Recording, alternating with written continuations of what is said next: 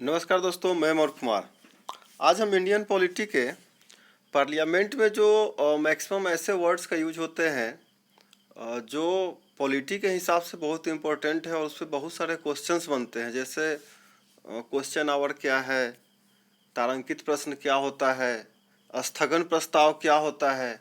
तो इस तरह के बहुत सारे ऐसे शब्दावली है जिसका संसद में उपयोग होता है और पॉलिटी के अंतर्गत इस पे विभिन्न परीक्षाओं में अलग अलग तरीके से सवाल पूछे जाते हैं।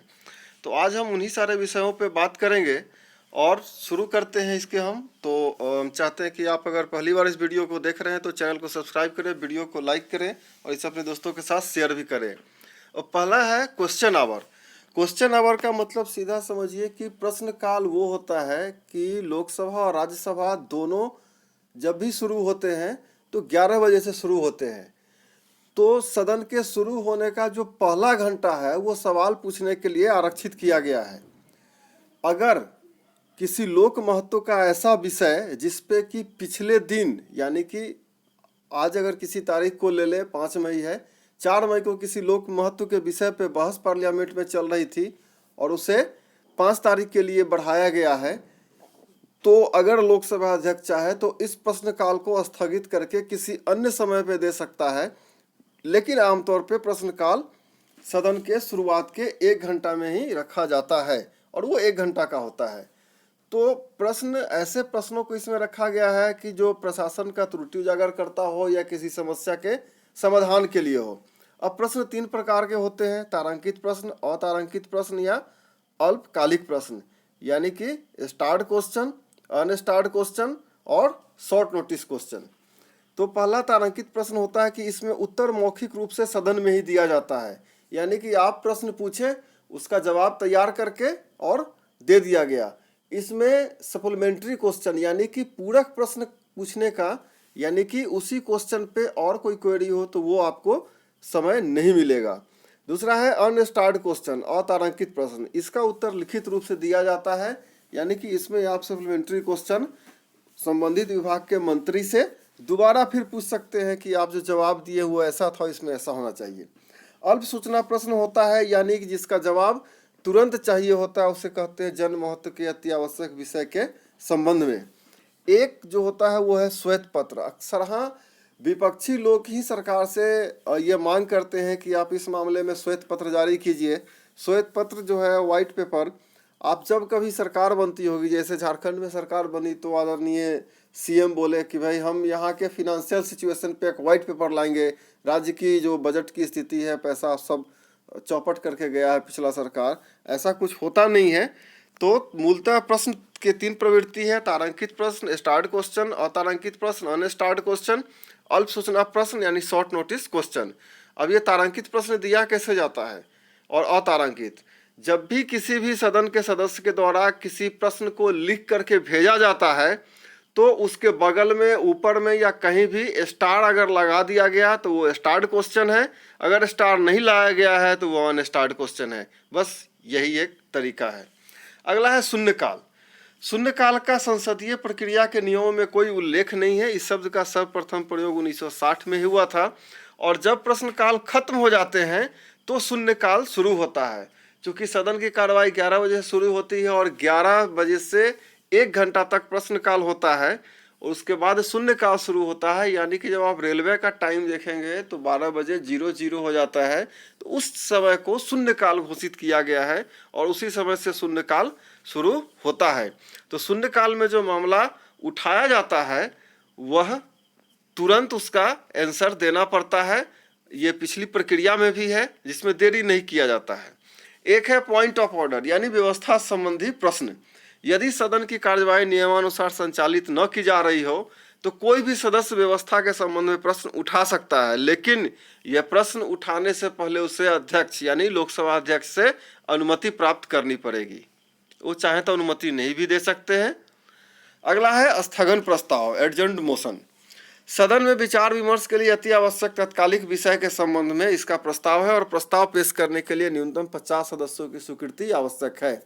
यानी कि ये हमेशा स्थगन प्रस्ताव विपक्ष के द्वारा दिया जाता है और 50 सदस्य यदि लिख करके दे दिए लोकसभा अध्यक्ष को तो उसकी स्वीकृति देना या न देना लोकसभा अध्यक्ष के ऊपर निर्भर करता है। एक एग्जाम्पल समझिए, अभी देश में जो कोविड महामारी की समस्या है और इस समय यदि अभी सदन चल रही होती तो किसी भी मामले को रोक करके, जो शुरू से पहले से, चूंकि जब भी सदन चलती है तो बिजनेस लिस्ट होता है, हर दिन के बारे में बता दिया जाता है कि इस दिन ये विषयों पे बात होगी, इन मंत्रालयों के ऊपर चर्चा होगी।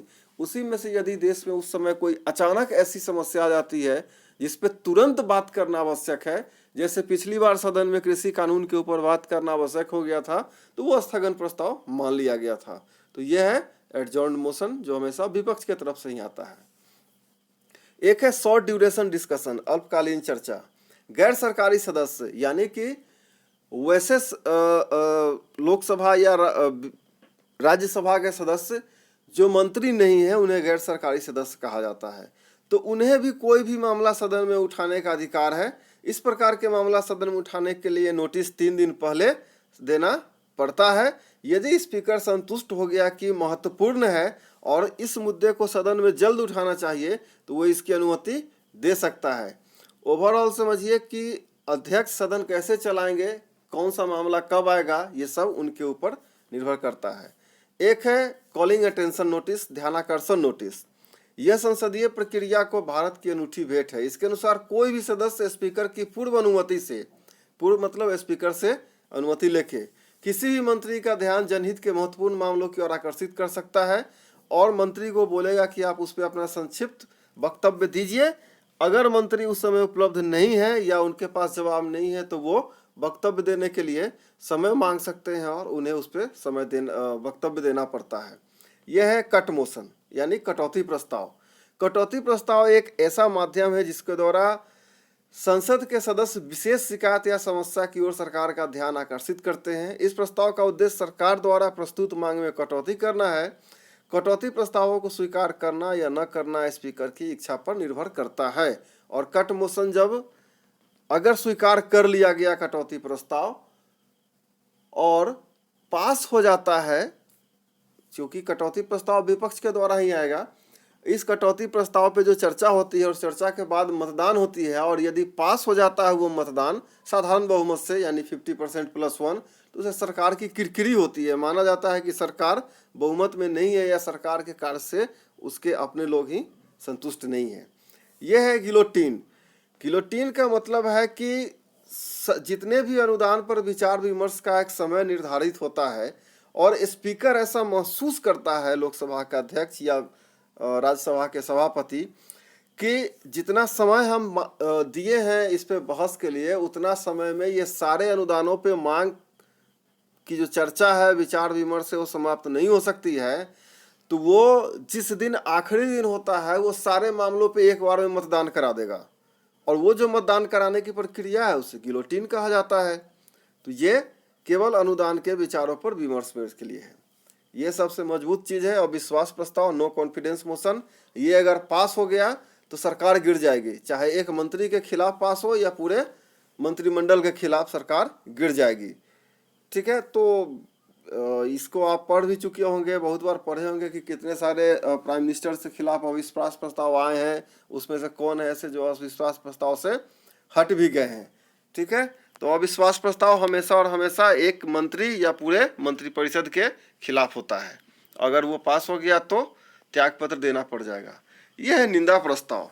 निंदा प्रस्ताव यानी कि सरकार की नीतियों तथा कार्यों की निंदा करने के उद्देश्य से प्रस्तुत किया जाता है। यह अब इस प्रस्ताव से भिन्न है क्योंकि इसमें सरकार के विरुद्ध निश्चित आरोप लगाए जाते हैं। और ये सेंस्योर मोशन अगर लोकसभा में बहस हो रही है या राज्यसभा में, तो समझिए कि इसमें भी अनुमति पहले से मिल गई होगी। अगर अनुमति नहीं मिलेगी तो ये भी निंदा प्रस्ताव पे बहस नहीं होगा। यह धन्यवाद प्रस्ताव। आप जानते हैं कि राष्ट्रपति प्रत्येक वर्ष के पहली बैठक में और प्रत्येक आम चुनाव के बाद जो पहला बैठक होता है उसमें राष्ट्रपति के द्वारा अभिभाषण दी जाती है।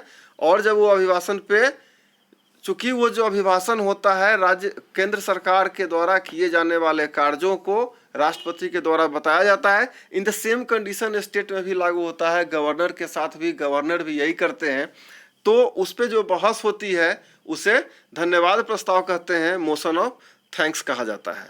और अगर ये पास हो न हो इससे कोई फर्क नहीं पड़ता है।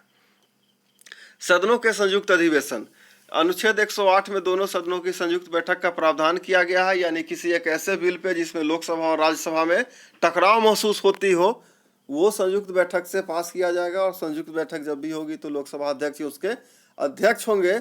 लेकिन ये संयुक्त बैठक संविधान संशोधन के मामले में लागू नहीं होता है, इसे आप बेहतर जानते हैं। अनुपूरक अनुदान, जब व्यय के लिए प्राधिकृत राशि अपर्याप्त हो जाती है तो राष्ट्रपति द्वारा संसद में अनुपूरक अनुदान संबंधी प्रस्ताव पेश कराया जाता है। इस प्रस्ताव के साथ विधि विधेयक जैसी कार्यप्रणाली अपनाई जाती है। एग्जाम्पल के लिए आप ले लीजिए कि कोई भी देश में जितने सारे सेंट्रल स्कूल है उसमें कंप्यूटर खरीदने के लिए बजट अलॉट किया गया कि 5,000 करोड़ है, सारे सेंट्रल स्कूल में लगा दिया जाए कंप्यूटर। सारे स्कूलों में कंप्यूटर लगाने के बाद केंद्र सरकार के पास ये रिपोर्ट पहुंची कि कुछ ऐसे स्कूल है जहां पे लाइट की सुविधा नहीं है या वहां पे लाइट बहुत ज़्यादा कटती है तो क्लासेज कंडक्ट नहीं हो पाएगी। तो उस लाइट के व्यवस्था के लिए या तो सरकार इन्वर्टर का प्रोक्योरमेंट करे या ट्रांसफार्मर खरीदे, यानी कि वो कंप्यूटर को चलाने के लिए और अधिक जो पैसा लगाया गया है जो कि पहले से बजट में सैंक्शन नहीं था, उसे अनुपूरक अनुदान कहा जाता है। चूंकि ये सप्लीमेंट्री ग्रांट जो है किसी भी वित्त के व्यवस्था के साथ ही होती है तो ये सारा प्रक्रिया वैसा ही अपनाया जाएगा जैसे वित्त विधेयक के साथ अपनाई जाती है, यानी पहले राष्ट्रपति से परमिशन लेके ही लोकसभा में आएगा। सत्रावसान, संधि विच्छेद करके पढ़िए तुरंत समझ में आएगा। सत्र का अवसान, अवसान का मतलब होता है बैठ गया है, थोड़ा देर के बाद फिर उठेगा, थक गया अभी। तो राष्ट्रपति समय समय पर संसद के दोनों सदनों अथवा किसी एक सदन के सत्र समाप्त करने की घोषणा अथवा सत्रावसान कर सकता है। सत्रावसान के बाद उक्त सदन की बैठक राष्ट्रपति ही बुला सकता है, यानी कि 0 डेट से लेकर के, यानी आज अगर 5, 6 या किसी भी तारीख को आप ले लीजिए, उस तारीख से शुरू होता है तो खत्म होने की भी तारीख दी जाती है। तो उस तारीख को जो लोकसभा अध्यक्ष या राज्यसभा के सभापति कहते हैं कि आज से ये सत्रावसान हो गया, तो अगली बार भी राष्ट्रपति के कॉल पे ही वो आएगा, यानी कि विधायी प्रक्रिया जो है संसद की खत्म हो गई। और इसी के बाद आता है अध्यादेश। अब आ जाते हैं सदन का स्थगन, यानी कि प्रत्येक सदन के अध्यक्ष को सदन को अनिश्चित काल तक स्थगित करने की शक्ति प्राप्त है। स्थगन के बाद पुनः सदन की बैठक बुलाने की शक्ति भी अध्यक्ष की है। एडजॉर्नमेंट का मतलब है कि जब लोकसभा में ज़्यादा शोर शराबाया शुरू हो जाता है तो आप पढ़ते होंगे कि लोकसभा 12 बजे के लिए, 2 बजे के लिए, 3 बजे के लिए या कल तक के लिए स्थगित की जाती है। तो ये यानी कि लोकसभा या राज्यसभा में जब कार्य सुचारू रूप से नहीं चल पा रहे होते हैं तो उसे चलाने के लिए या कुछ विवाद हो गया उसे सुलझाने के लिए अध्यक्ष या सभापति स्थगन कर देते हैं। अब है विघटन। विघटन का मतलब आप जानते हैं कि भंग हो जाएगा। ये तभी होगा जब प्रधानमंत्री इस्तीफा दे दे, मंत्रिपरिषद के खिलाफ अविश्वास प्रस्ताव पास हो जाए या लोकसभा के चुनाव का डेट आन जाए तो राष्ट्रपति द्वारा विघटन होने के बाद लोकसभा के वर्तमान समय का जीवन समाप्त हो जाता है। उसके बाद आम चुनाव द्वारा नए सदन का गठन होता है। और आप जानते हैं राज्यसभा का विघटन नहीं होता है क्योंकि हर 6 साल के बाद उसके सदस्य बदलते जाते हैं। यह है कॉमनवेल्थ पार्लियामेंट्री एसोसिएशन। कॉमनवेल्थ के संदर्भ में एक बार जान लीजिए कि वैसे सारे देश जो पूर्व समय में इंग्लैंड के क्राउन के नीचे रहे थे, ब्रिटेन के क्राउन के नीचे, उन्हें कॉमनवेल्थ कंट्रीज कहा जाता है। इसमें चाइना के अपवाद को छोड़ के ही आगे समझिएगा। तो राष्ट्रमंडल संसदीय संसाधन विभिन्न राष्ट्रमंडल देशों के विधानमंडलों की गठित शाखाओं से बना एक संगठन है। इसमें राष्ट्रमंडल की राष्ट्रीय संसदों से गठित मुख्य शाखाएं, राष्ट्रमंडल के सदस्य देशों के अंतर्गत राज्य या प्रांतीय विधानमंडल और प्रादेशिक संसदों में गठित राज्य और प्रांतीय शाखाएं शामिल होती है। यानी कि जितने भी देश हैं जो राष्ट्रमंडल कॉमनवेल्थ के अंतर्गत आते हैं उनके सारे संसदीय परंपराओं को जानने के लिए, समझने के लिए साल में एक बार बैठक की जाती है। ये उसी से संबंधित है। अगला है विनियोग विधेयक। एक ऐसा विधेयक जिसके तहत लोकसभा के द्वारा भारत के संचित निधि से धन की निकासी की जाती है, विनियोग विधेयक कहलाता है। और आप जानते हैं संचित निधि का मालिक कौन होता है? आप चाहें तो कमेंट बॉक्स में बता सकते हैं। अध्यादेश, अभी जैसे हमने बात किया कि जब सदन सत्रावसान हो जाता है तब अध्यादेश की, यानी जब सदन कार्य नहीं कर रही होती है तो अध्यादेश लाया जाता है। और इसका आर्टिकल आप चाहे तो मुझे कमेंट करके बता सकते हैं। तो राष्ट्रपति अथवा राज्यपाल द्वारा विधि निर्माण की वह प्रक्रिया जो तब अस्तित्व में आती है जब संसद अथवा विधानमंडल सत्रावसान होने के कारण अथवा निम्न सदन के विघटन के कारण विधि निर्माण की स्थिति में नहीं होती है। यानी कि जहाँ पे राज्यों में द्विसदन है, उस कंडीशन में यदि विधानसभा और केंद्र में लोकसभा विघटित हो और राज्य दोनों ही जगह पे किसी नए नियम की तुरंत की आवश्यकता होती है तो राज्यसभा के जरिए भी उसे पास कराया जा सकता है। राज्यसभा की बैठक बुला करके या अध्यादेश जारी करके राज्यसभा से उसे पास करा करके लोकसभा के आने का या विधानसभा के आने का इंतजार किया जा सकता है। तो वो है अध्यादेश। कंटीजेंसी फंड, आकस्मिकता निधि, यह एक आरक्षित निधि है जिसका उपयोग आकस्मिक परिस्थितियों के लिए किया जाता है या राष्ट्रपति के नियंत्रण में होती है और इसके व्यय पर संसद की अनुमति आवश्यक होती है। खर्च की गई राशि की समेकित निधि से प्रतिपूर्ति की जाती है। यानी जैसे कोविड जैसे महामारी आ गई और इसके लिए बजट पहले से लॉट नहीं था और तुरंत आवश्यकता आ गई है तो यह राष्ट्रपति से अनुमति लेकर के संसद में इस पे बहस करा करके और यहाँ से पैसा निकाल के खर्च कर ली जाएगी। बाद में जो रेगुलर फंड है उससे इसकी पूर्ति वापस वहाँ पे जा करके कर दी जाती है। अगला है संचित निधि। आर्टिकल 226 के अंतर्गत भारत की संचित निधि का उपबंध है। संचित निधि में करों, ऋणों, अग्रिम राशियों आदि द्वारा भारत सरकार को प्राप्त सभी राजस्व, भारत सरकार को जिस भी तरीका से राजस्व मिलता है वो इस निधि में जमा कर दी जाती है और धनराशि संसद द्वारा पास किए जाने वाले एप्रोप्रिएशन बिल यानी विनियोग अधिनियम द्वारा ही निकाला जा सकता है। इसके अलावा कोई उपाय नहीं है और ये विनियोग अधिनियम का उपयोग करने से पहले राष्ट्रपति की अनुमति आवश्यक होती है। एक है संसदीय मंच।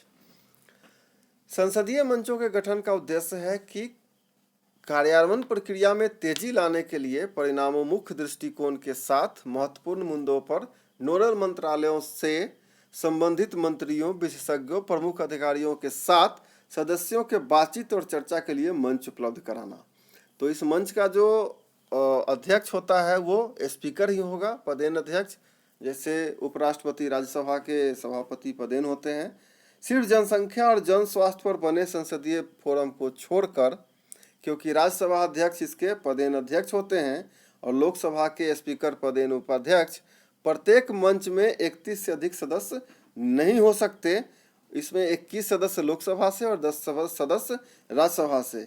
यानी कि इस संसदीय मंच में केवल स्वास्थ्य और संसदीय फोरम, जनसंख्या वाला जो फोरम है उसको छोड़ के बाद बाकी सारे फोरम के सदस्यों को इसमें शामिल किया जाता है। अगला है कैबिनेट मंत्रिमंडलीय समिति।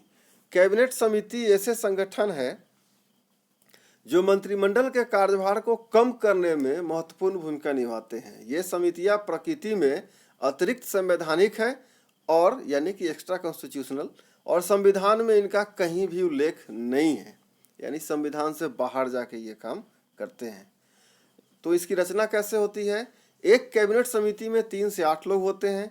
यहाँ तक कि ऐसे मंत्री जो कैबिनेट का हिस्सा नहीं है उन्हें भी कैबिनेट समिति में जोड़ा जा सकता है। आमतौर पर प्रत्येक कैबिनेट समिति में कम से कम एक कैबिनेट मंत्री होता है।